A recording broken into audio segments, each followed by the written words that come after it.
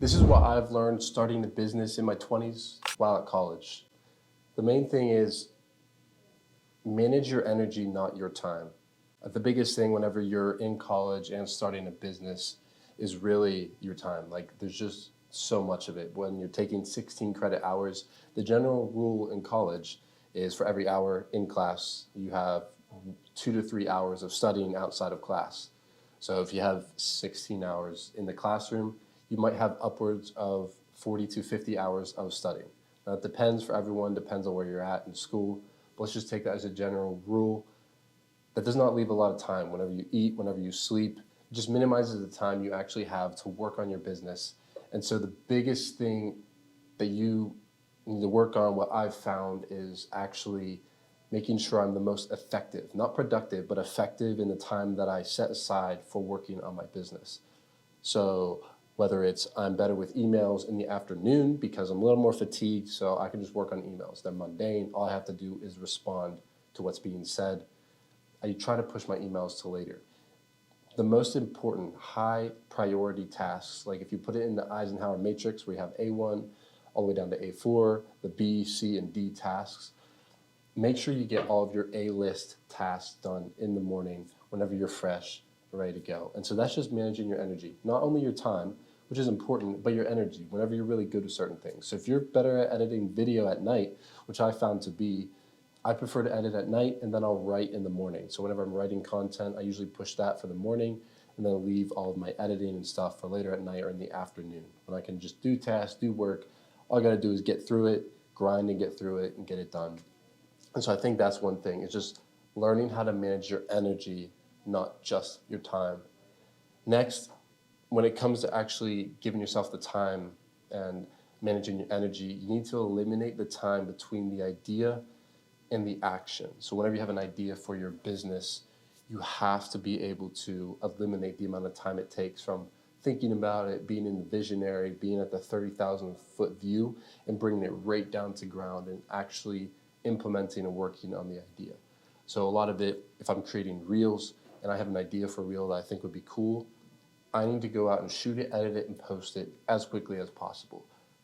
Iterative, the lean startup method. You have to get the idea, put action, put it to work, and figure out whether it's good or not. If you're building a product, you need to start getting your MVP out to people so you can start getting questions back and answers back from them so you know what to improve on, and start scaling as fast as you can to get to the product, service, whatever it is that people like the most. So actually eliminating the time between the idea and the action has been helpful for me. I've found working through just the various aspects of my price point. Like I always worry about price point. What is it? What is it? Sometimes you just have to go out and sell, get the no's, get the rejection of a price point that might be too high, or if it's too low, you might have some extra time you have to put into it, but you can start honing it in, but you can't just guess. You have to go and figure it out. And so eliminating the time for all these unanswered questions, so then you actually have the answers for them, I think is essential. And so that's where something like the $1 Million Weekend, which is a fantastic book of like, build your business with a 1 minute business model, determine whether it's $1 million business dependent on the pricing and the audience, and then just build the thing. $1 Million Weekend, it's a great book, I highly recommend. So next is, don't oversystemize and overscale in the beginning phases of the business.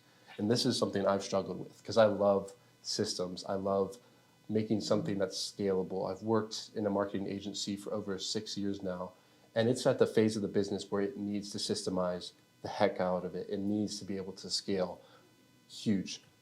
My business right now, I've just started. It's only a few months old, and I've tried to like get systems in place, get it so I can work with a bunch of people, but I have no sales. I have no cash, so I can't get those people to put in the systems, and I can't scale because I don't even have the first bit of cash flow. So I think in the beginning stages, you do have to be agile. You do have to be able to just kind of wing it on some of the things that you're doing, whenever it's services or offerings. So whenever I'm offering video production or content production, content strategy, I need to stop worrying about the systems. And this is preaching to myself. I need to stop worrying about the systems and how I'm going to scale it. I just need to start getting the offering figuring out what the offering is, what the price point is, and then I know how I can scale and what systems I can put in place depending on how much money I can make on what I'm selling. So in the beginning phases, don't try to like get the best systems, get the best Notion database, get the best thing for accounting or your LLC, like whatever you're setting up. That doesn't matter if you don't have sales and you're not actually doing the thing, selling your work, doing the work. So don't oversystemize and overscale in the beginning. Just start doing the work and figuring it out and iterate as quickly as possible. Idea to action, eliminate the time that you're doing it. And then after a while, once you have sales, once you're raking in the money, quote unquote, you can start to systemize, start to delegate with people, and start to scale. And that's where you can do buyback principles from Buy Back Your Time by Dan Martell and start hiring people out like an administrator, executive assistant, and on throughout the Buy Back Your Time ladder that he says in his book, which is also a great book. I highly recommend. Next thing I've learned is just to be bold and ask. I have had the opportunity to meet some incredible people that I never thought I would actually meet just because I was bold and I was willing to ask. A lot of it is learning how to do a really good cold email, a really good cold invite on LinkedIn. I've connected with many people that I never thought I would be able to connect with on LinkedIn just because I was willing to reach out. And I have one advantage that I feel like most of my viewers would have and a lot of people have that are in my position is that we are aspiring entrepreneurs in college. And that is a one leg up against other people because entrepreneurs love and want to give back. They want to give back to the younger generation. And so if you play the card of I'm a college student, I want to learn, I'm willing to work hard, I want to connect with you and hear from you, they are more than likely to reach out with you. So that's an advantage that we have in this stage of life where we are actually the target market of interest for people who are higher up for mentorship opportunities because they want to give back. And so being bold and asking will open up more doors than you can imagine. It's opened up so many doors for me.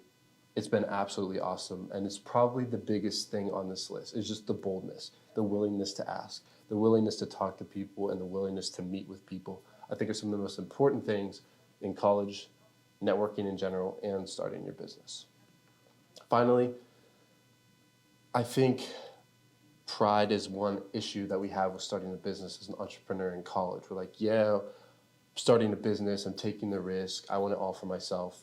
But I think we have to realize we need to be willing to share the wealth. We need to be willing to collaborate with others, share the wealth with others. It doesn't actually have to be sharing like equity of the business, but you have to be willing to share with other people in ideas and vision and collaborating with them. And so I think that's been a very essential part of building my business as well and just building my overall skill set in college is to collaborate with others, share value with others, provide value to others, and then share the wealth with others, being willing to pay them more than maybe you would other people. But if you can get them hooked onto the vision and you know that they're willing to be in it for the long haul, that will benefit you more than anything.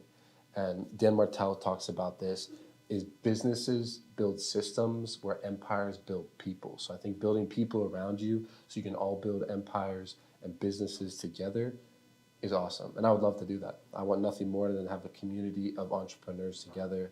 And so that's what I love doing. And so these are some of the things that I've learned while starting a business in my 20s while in college. Manage your energy, not your time. I think that's essential.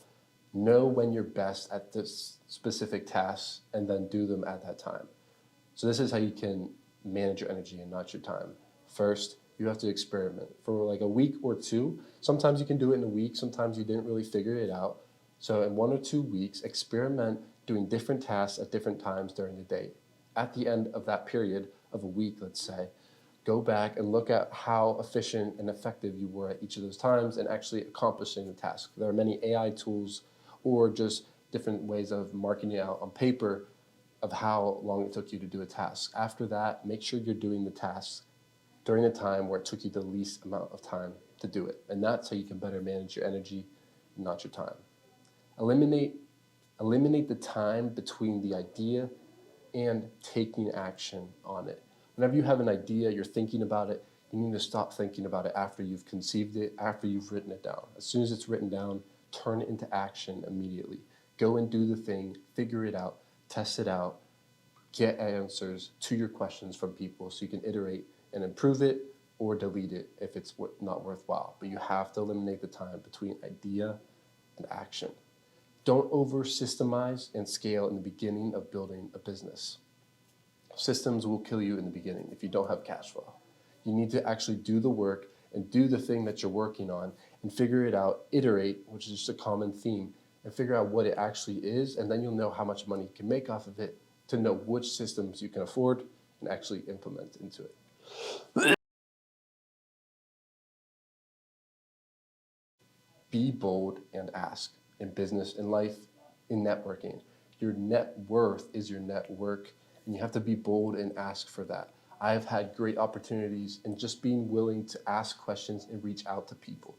And we are the ideal target audience for these entrepreneurs who want to give back. They want to give back to us, and they want to give back with all the skills and knowledge to the next generation. So be bold, be willing to ask, whether it's a good cold reach out on email, a good invite on LinkedIn, or DMing on Instagram. Being willing to ask and play the card of, I'm a college student, I want to learn, and I'm willing to work hard, and they will more than likely respond to you. And it will open up many more doors than you can ever imagine.